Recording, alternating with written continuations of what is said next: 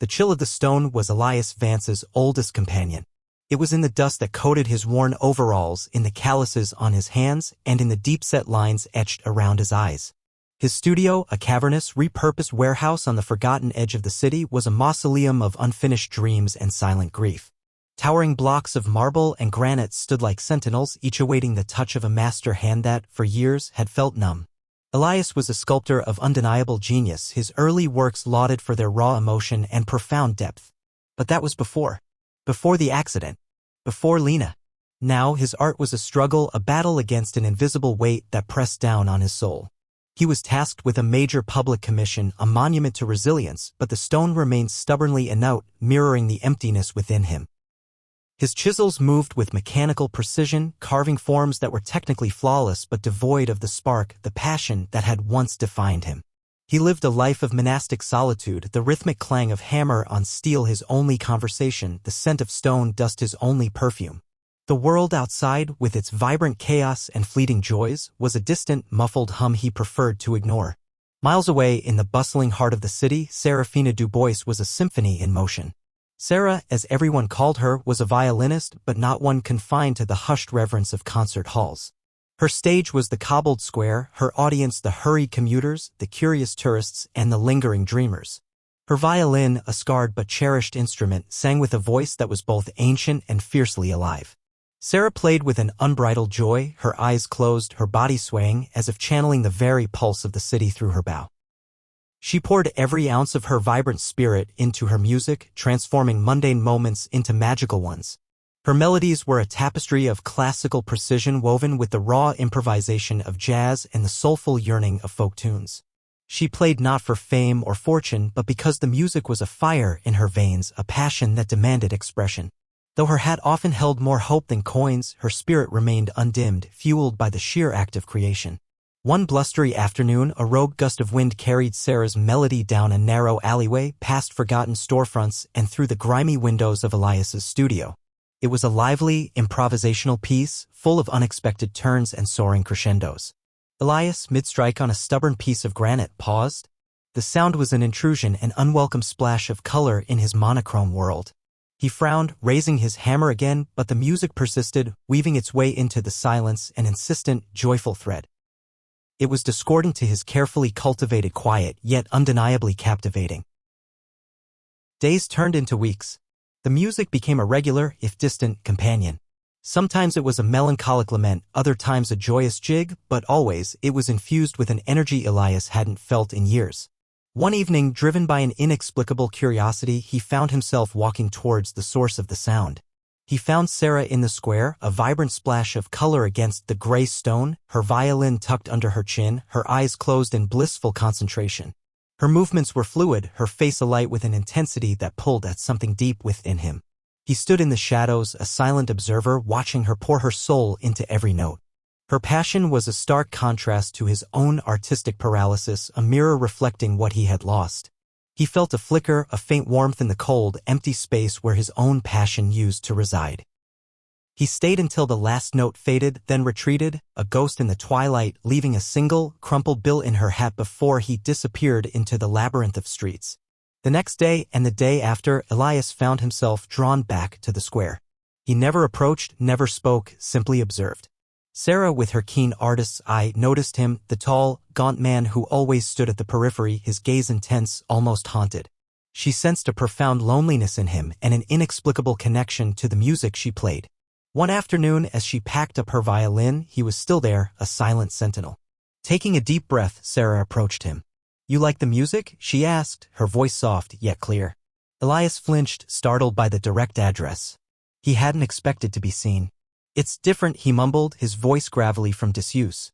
Sarah smiled, a genuine, unforced expression that seemed to chase away the shadows around him. "Different good or different bad?" "Different.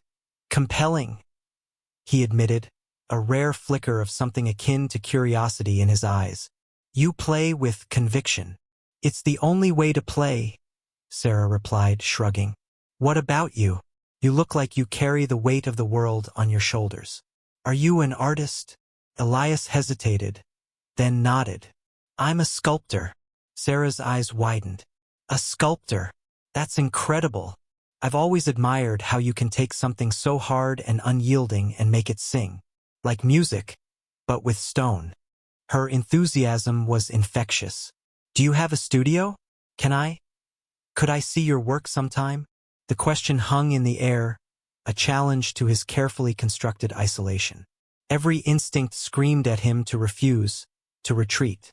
But something in Sarah's open, honest gaze, in the genuine admiration in her voice, made him pause. He saw no pity, only curiosity and a shared reverence for creation. Against his better judgment, he found himself saying, "Tomorrow, 2 o'clock. The old warehouse on Elm Street. It's not much." Sarah arrived precisely at 2, her vibrant energy a stark contrast to the studio's muted tones. She walked among the silent giants of stone, her fingers tracing the unfinished curves, her head tilted as if listening to their unspoken stories. Elias watched her, a knot of anxiety tightening in his stomach. He expected judgment, disappointment. Instead, she stopped before a half-finished figure, a woman emerging from a block of granite, her face obscured, her posture one of profound sorrow. This is beautiful, Elias," she whispered, her voice hushed with reverence. "But it's so sad. Who is she?" Elias looked away, the familiar ache in his chest resurfacing. "She's a memory." Sarah didn't press. Instead, she picked up a small, discarded piece of marble, smooth and cool in her hand. "Do you ever sculpt with music?" she asked, turning to him. "Like, let the music guide your hands?" The idea was alien to him. His process was one of solitary struggle, of forcing his will upon the stone. "No," he said simply. "You should try," she suggested, a mischievous glint in her eye. "Maybe it would help." Break the stone's silence. Over the next few weeks, Sarah became a fixture in Elias's studio. She didn't just visit, she inhabited the space. She would play her violin, sometimes a soaring concerto, sometimes a soft, improvisational melody as Elias worked. At first, he resisted, finding the music a distraction. But slowly, imperceptibly, the rhythms of her playing began to seep into his movements, guiding his chisel, softening the harsh edges of his strokes. He found himself loosening, allowing the stone to speak through him rather than forcing his will upon it. Sarah, with her gentle persistence, began to chip away at Elias's carefully constructed walls. She asked about his past, not with morbid curiosity, but with genuine empathy. He spoke, haltingly at first, of Lena. Lena, his younger sister, his muse, his closest confidant. She had been a dancer, full of life and boundless energy, the antithesis of his own quiet nature. He had been working on a sculpture for her, a dynamic piece capturing her fluidity and grace. But then an accident. A fall. A broken neck. Gone. The world had fractured for Elias. He had blamed himself, convinced that his obsession with art had made him blind to her fragility. And then, Julian Thorne, his former mentor, a renowned art critic known for his cutting wit and uncompromising standards, had delivered the final blow. Thorne's review of the unfinished sculpture, published just weeks after Lena's death, had been brutal, dissecting Elias's work with surgical precision, calling it cold, lifeless, a monument to artistic hubris rather than genuine emotion. The words had seared themselves into Elias's soul, confirming his deepest fears. He had abandoned the piece, retreated from the world, and his art had become a solitary penance. Sarah listened, her eyes filled with understanding. She didn't offer platitudes, just her presence, her quiet strength. "Julian Thorne," she mused, a frown creasing her brow. "He sounds like a man who understands art, but perhaps not the heart of the artist." As Elias slowly healed under Sarah's gentle influence, his art began to transform. The public commission, once a source of dread, now felt different. He began to envision a piece that was not just about resilience, but about the painful beauty of transformation, the way life could break you and then rebuild you, stronger, more profound. He started a new sculpture inspired by Sarah, her vibrant energy, her unyielding spirit. But as he worked, elements of Lena's memory, of his grief, began to intertwine with the new form, creating a complex, deeply personal piece that was both a lament and a celebration. It was raw and perfect, but alive with a new kind of passion. Just as Elias felt a flicker of hope, Julian Thorne re-entered his life. Thorne, now a judge for the public commission, arrived at the studio, his presence a chilling reminder of Elias's past. He surveyed the evolving sculpture with a critical eye, his gaze lingering on Sarah, who was quietly playing a mournful melody in the corner. "Elias." Thorne's voice was smooth, laced with a patronizing warmth. "I see you found a new muse. Interesting. Your work, however, still lacks the gravitas it once possessed. This piece, he gestured to the new sculpture, it's sentimental, a departure from your true strength, which was always in the stark, unyielding truth of stone. He then turned his attention to Sarah. And you, young lady, your music is quite spirited. Perhaps a little too much so for the solemnity of true art. Sarah bristled, but Elias, sensing Thorne's insidious intent, stepped forward. My art has changed, Julian. So have I. Thorne merely smiled, a knowing, almost predatory glint in his eyes. Change can be a dangerous thing, Elias, especially when it's influenced by distractions. Remember Lena? Your devotion to her, to that piece, was commendable. But it was also your undoing. You were so consumed, so blind. And then the accident. A tragedy, yes, but also a testament to the dangers of unchecked passion. His words were a subtle poison designed to reawaken Elias's self-blame, to drive a wedge between him and Sarah. Sarah, overhearing Thorne's veiled accusations, felt a cold dread creep into her heart. She saw the flicker of pain in Elias's eyes, the way he recoiled from Thorne's words. Later that evening, after Thorne had left, a strained silence hung between them. What did he mean, Elias? Sarah asked, her voice trembling. About Lena? About your art being your undoing. Elias turned away, the old wounds tearing open. It's nothing, Sarah. He's just a critic. Sarah listened, her eyes filled with understanding. She didn't offer platitudes, just her presence, her quiet strength. Julian Thorne, she mused, a frown creasing her brow. He sounds like a man who understands art, but perhaps not the heart of the artist. As Elias slowly healed under Sarah's gentle influence, his art began to transform. The public commission, once a source of dread, now felt different. He began to envision a piece that was not just about resilience, but about the painful beauty of transformation, the way life could break you and then rebuild you, stronger, more profound. He started a new sculpture inspired by Sarah, her vibrant energy, her unyielding spirit. But as he worked, elements of Lena's memory, of his grief, began to intertwine with the new form, creating a complex, deeply personal piece that was both a lament and a celebration. It was raw and perfect, but alive with a new kind of passion. Just as Elias felt a flicker of hope, Julian Thorne re-entered his life. Thorne, now a judge for the public commission, arrived at the studio, his presence a chilling reminder of Elias's past. He surveyed the evolving sculpture with a critical eye, his gaze lingering on Sarah, who was quietly playing a mournful melody in the corner. Elias. Thorne's voice was smooth, laced with a patronizing warmth. I see you found a new muse. Interesting. Your work, however, still lacks the gravitas it once possessed. This piece, he gestured to the new sculpture, it's sentimental, a departure from your true strength, which was always in the stark, unyielding truth of stone. He then turned his attention to Sarah. And you, young lady, your music is quite spirited. Perhaps a little too much so for the solemnity of true art. Sarah bristled, but Elias, sensing Thorne's insidious intent, stepped forward. My art has changed, Julian. So have I. Thorne merely smiled, a knowing, almost predatory glint in his eyes. Change can be a dangerous thing, Elias, especially when it's influenced by distractions. Remember Lena? Your devotion to her, to that piece, was commendable. But it was also your undoing. You were so consumed, so blind. And then the accident. A tragedy, yes, but also a testament to the dangers of unchecked passion. His words were a subtle poison designed to reawaken Elias's self-blame, to drive a wedge between him and Sarah.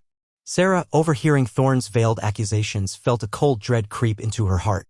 She saw the flicker of pain in Elias's eyes, the way he recoiled from Thorne's words.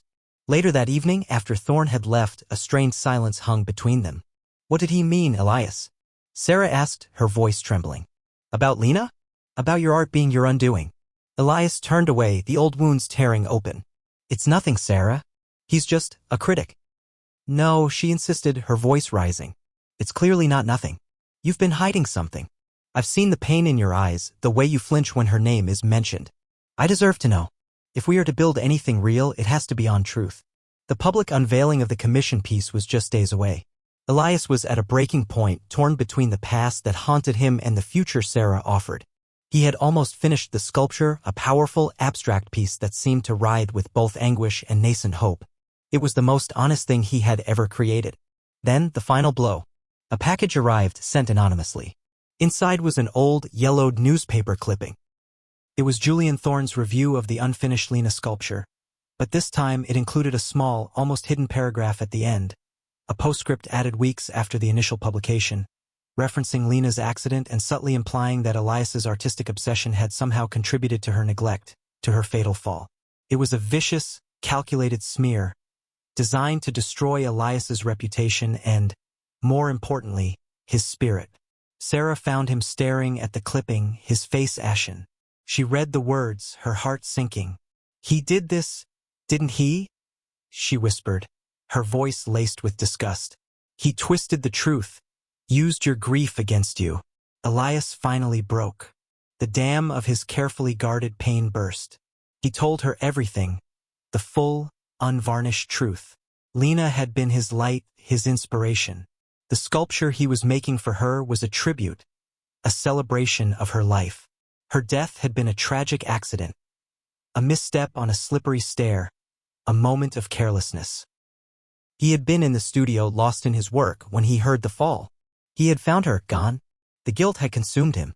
And Julian Thorne, seeing an opportunity to elevate his own critical standing, had pounced, twisting the narrative, painting Elias as a detached, self-absorbed artist whose art had cost him his sister. Thorne had amplified Elias's self-blame, cementing his retreat from the world. "He didn't just review my art, Sarah," Elias said, his voice raw with emotion. "He reviewed my soul and he found it wanting. He made me believe that my passion, the very thing that defined me, was a curse." Sarah pulled him into a fierce embrace. "No, Elias," she murmured, her voice firm. "Your passion is your gift. It's what makes you extraordinary." He didn't understand it. He only saw a way to exploit your pain for his own gain. She pulled back, looking him in the eye. "This sculpture, it's not just for the city. It's for you. It's for Lena. It's for us. Finish it. Let it speak for itself." Elias looked at the unfinished sculpture, then at Sarah, her eyes shining with unwavering belief. He saw not just a woman he loved, but a mirror reflecting the strength he had forgotten he possessed. He picked up his hammer, a new resolve hardening his jaw. He would finish the piece, not out of obligation, but out of a fierce, defiant passion. He would let the stone scream his truth. The day of the unveiling arrived, a crisp autumn morning. A crowd had gathered, a mix of art enthusiasts, city officials, and curious onlookers. Julian Thorne stood prominently among them, a smug expression on his face, ready to deliver his final, damning verdict. When the drape was pulled back, a collective gasp rippled through the crowd. The sculpture was unlike anything Elias had ever created. It was a towering, abstract form, yet undeniably human in its emotional resonance. Jagged cracks ran through polished surfaces, symbolizing the brokenness of grief, but from these fissures emerged delicate, flowing lines, reaching upwards, hinting at rebirth and resilience. It was a raw, visceral expression of pain and hope, a testament to the transformative power of suffering.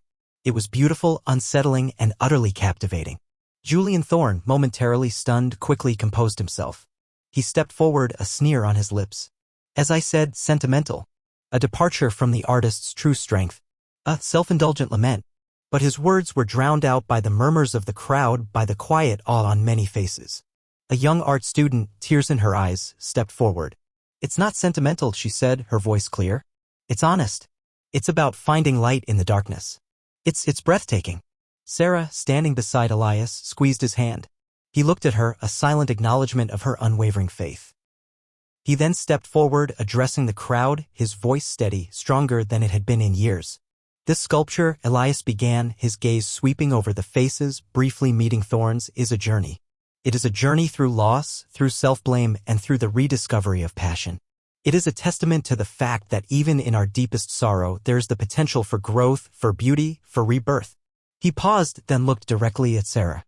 "And it is a testament to the inspiration of a remarkable woman who taught me that true passion is not something to be feared or hidden, but embraced in all its messy, glorious truth." Thorne's face flushed with anger, his carefully constructed narrative crumbling around him. The public, swayed by the raw power of the art and Elias's heartfelt words, turned their backs on the critic, his reputation irrevocably tarnished.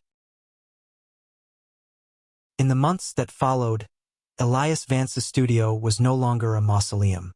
It became a vibrant workshop, filled with the rhythmic clang of hammer on stone. Yes, but also with the soaring melodies of Sarah's violin.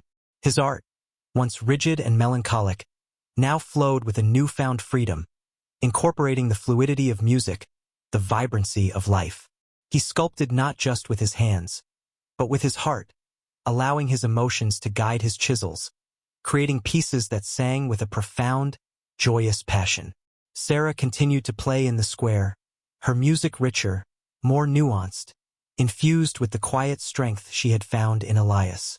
But now, after her performances, she would often find Elias waiting for her, a rare, gentle smile on his face. Their passions, once so disparate, had intertwined, creating a symphony of art and love. He would often sketch her as she played, her form inspiring new sculptures, while she, in turn, composed melodies inspired by the silent stories of his stone. The final scene shows Elias in his studio working on a new piece. It is a dual sculpture, two figures, one carved from dark, brooding stone, the other from luminous, translucent marble, reaching towards each other, their hands almost touching. As Sarah plays a soft, hopeful melody on her violin, Elias looks up, his eyes meeting hers. The lines around his eyes are still there, but they are softened now, etched not by grief, but by the wisdom of a life lived fully, a life where passion, once lost, had been found again, more vibrant and profound than ever before. The stone finally sings.